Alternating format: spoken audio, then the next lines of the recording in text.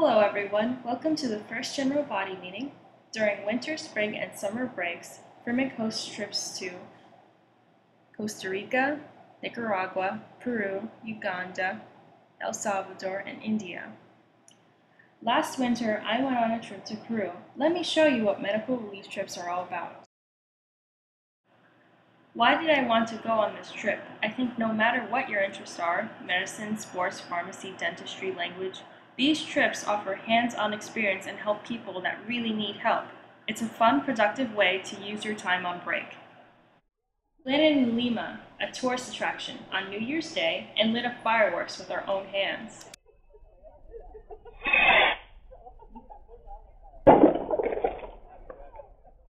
Okay, let's see how much you know about the Peruvian population.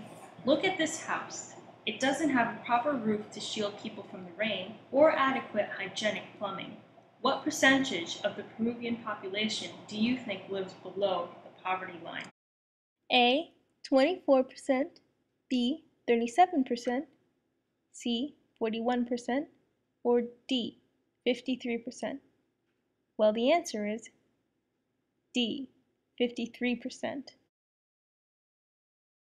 More than half of Peru's population lives on $2 a day. Let's look at this map. The darker the region, the poorer that population is. The dark regions are mostly in mountainous areas.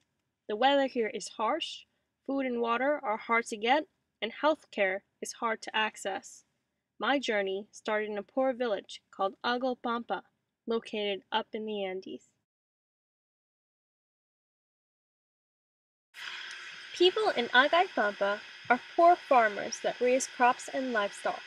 They rely heavily on rain and use primitive agricultural techniques.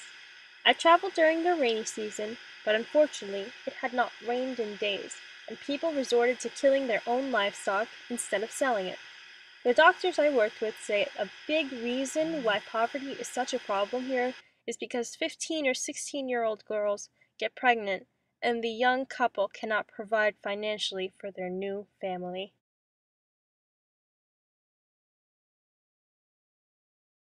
Life is so rough here that most children have to work on the field so that the family as a whole can survive.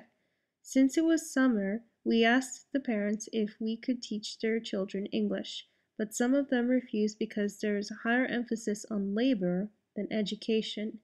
Nonetheless, we had a nice group of children we taught to. We taught English to many children, like this cutie named Jaimito that walked in front of the classroom. How old do you think Jaimito is? A. 4 years old, B. 6 years old, or C. 8 years old? The answer is B. 6 years old.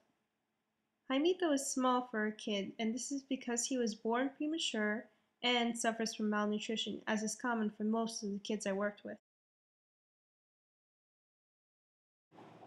This is the crowd outside the health clinic we worked at.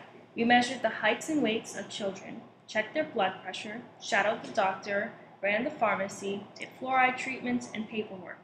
Only one doctor and one nurse work at this clinic, so volunteers essentially run the clinic and help attend to more people. 90% of the population suffers from tooth decay, and when left untreated, this could lead to hearing loss. We taught children the importance of dental hygiene in our dental health campaign to address this problem. During our campaign, we also taught children how to wash their hands. Good thing we did! Look at that brownish water in the bowl. We also did fluoride treatments, gave them their own soap, toothbrushes, and toothpaste.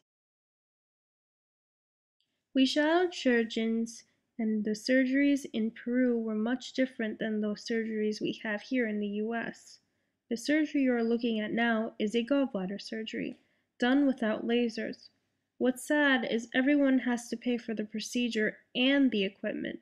If they cannot pay for the gauze, for example, the surgeon will not use it or won't use enough. Also, the poor are treated in teaching hospitals, where they are usually treated with inexperienced physicians.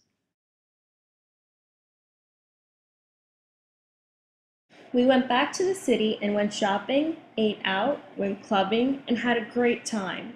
The beach was beautiful and we saw people paragliding, like you see now. The trip taught me so much about the Peruvian culture, poverty, medicine, children, and the language. It was an amazing experience, and I hope you get a chance to have as much fun as I did.